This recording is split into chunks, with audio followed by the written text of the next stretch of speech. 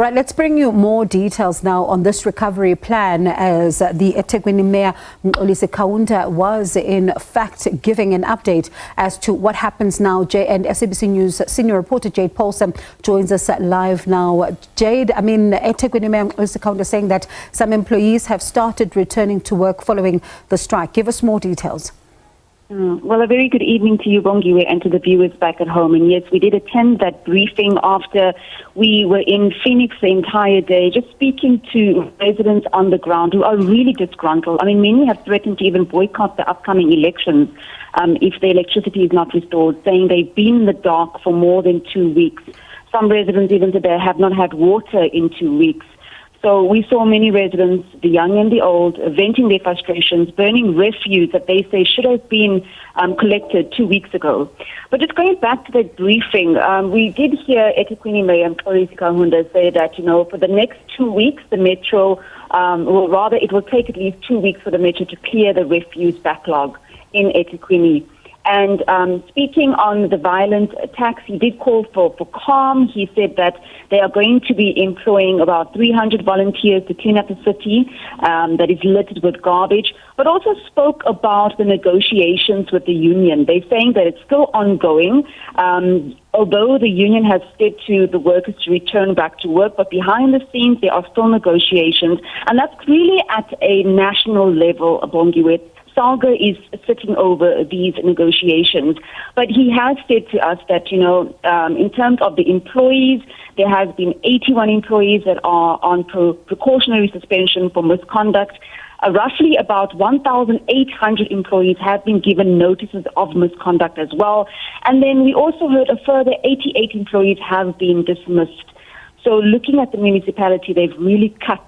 And I suppose they've been looking at those role players and who was instrumental in all these protest actions and also the vandalism that we saw in the Metro.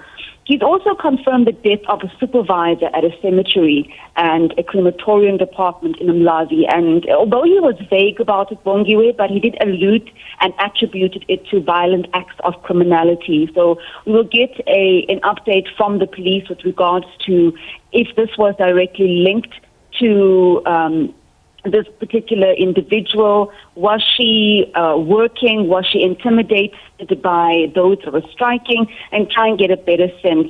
In terms of their plan, to be honest with you, we never really got a clear plan of what exactly the municipality is going to be doing in terms of trying to mitigate all of this. What we did hear is there's going to be a civil litigation claim on damage and infrastructure to striking municipal workers. And this is going to be sitting in court one of these days. And we also heard that the municipality has incurred damage of 10 million rand. So that came out of the briefing. And then we heard Kaunda also speak about the 300 volunteers and the fact that it's going to take 2 weeks to clear the refuse. In terms of when exactly that's going to happen, we did not really get answers. The municipality was very coy on when exactly they will be collecting refuse. But we do know that they are now in negotiations with SAMWU, and we are hoping that perhaps that will commence tomorrow, Bongiwe. And Jay, then back to your earlier point, because we saw these protests in Phoenix and they were spreading to, various areas there. What is the status currently? And are residents threatening to go back to the streets tomorrow? I know that, earlier on, as you were telling us, they're threatening to boycott the elections. But now that there appears to be a plan in place to try and deal with some of the service delivery issues, will they be going back to the streets? I think the most important thing is for the municipality to filter this down to the communities, because they're saying that they've been in the dark literally and figuratively for days now. So I think once the municipality filters down this information to those disgruntled communities who are bemoaning that they haven't had electricity in weeks and water, then perhaps we'll see the protests easing up. But for now, from where I stand and from what I've heard from these community members, they are not going to be backing down. They are very angry. They are saying their food has gone rotten. One of the women that I spoke to says that, she's a single mother. She bought her groceries and her groceries have just gone rotten and she's got kids. She can't feed her children. She hasn't got another means of income to be able to buy more groceries, so she's really battling. Another woman who was in her 80s says she can't take her meds daily. She's sickly and has no water and cannot afford bottled water. So these are the real stories on the ground. These are people that are not just protesting to be willy-nilly, but these are people that have literally been in the dark, literally, figuratively, and they don't know where to turn to. So I think once the municipality filters down this information to them,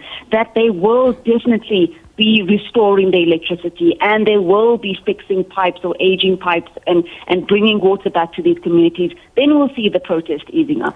And it's not the first time that this municipality in recent weeks is being accused of not communicating with residents. We even had the Minister of Water and Sanitation, Mxolisi, saying that they need to speak to residents. Information needs to go on the ground, to the ground where the residents are, because these are the people who are waiting for information. So let's see then, Jayed, if it does trickle in to those very many residents who were very disgruntled, seeing them on television, telling their stories about how things have been so bad for nearly 2 weeks now. So we'll continue then to monitor the story. That is our senior reporter, Jayed Paulse, reporting for us live from Durban.